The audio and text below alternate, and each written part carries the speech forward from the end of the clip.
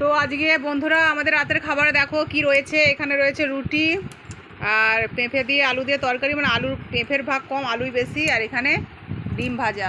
আমি এখনও খাইনি, তোমরা ভাববে তো আমি খেয়েছি, কিন্তু এইভাবে পিস পিস করে কেটেছি।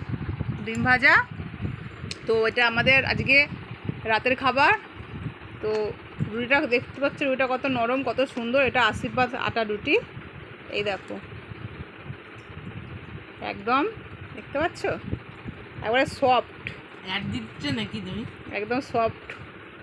তো নিলাম রুটি, আর এই নিলাম ডিম ভাজা, একটা নিলাম পেঁপে, আর একটা নিলাম আলু।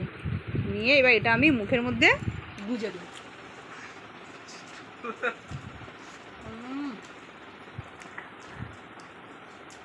দারুণ,